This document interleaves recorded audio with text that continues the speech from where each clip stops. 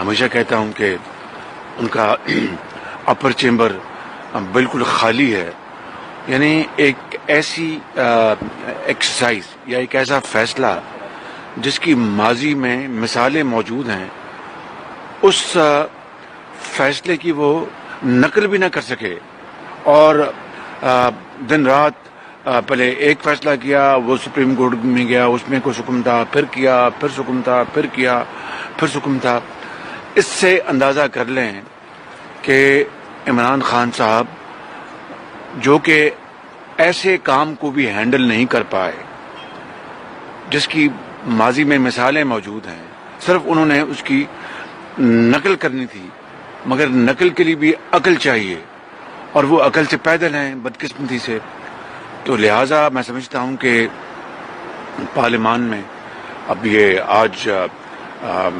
Lower house میں assembly میں وہ بل تھرو ہوا ہے، کل انشاءاللہ سینٹ میں تھرو ہوگا. ہماری پارٹی کا یہ ایک کانشیس فیصلہ تھا کہ ہم اس کو یہ ایکسٹینشن کے لیے ہم اپنا کنٹریبیوٹ کریں گے اور ووٹ دیں گے اور ووٹ دیں گے. اس لیے یہ کوئی نہ کوئی غیر آئینی بات ہے، نہ کوئی اور اس میں کچھ حکم ہے. اور میں سمجھتا ہوں کہ ملک کے جو آئینی ادارے ہیں، چاہے وہ پارلیمان ہے، چاہے وہ عدلیہ ہے، چاہے وہ انسٹیٹیوشن آف دی آرمی ہے، ان اداروں کی جو اسٹرینتھ ہے وہ اسی میں ہے کہ نہ ان میں محاذ آرائی ہو، اور میں سمجھتا ہوں کہ باہمی مشاورت کے ساتھ یہ ملک آگے چلے. اور الٹیمیٹ انالیسس میں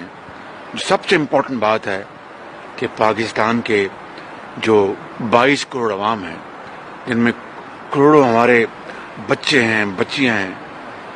ان کو تعلیم چاہیے، بیماروں کو علاج چاہیے، دوائی چاہیے، روزگار چاہیے، عزت کی روٹی چاہیے. اور پاکستان کو شبانہ روز محنت کر کے ہمیں وہ مقام دلانا ہے جس کے لیے پاکستان مارز وجود میں آیا تھا.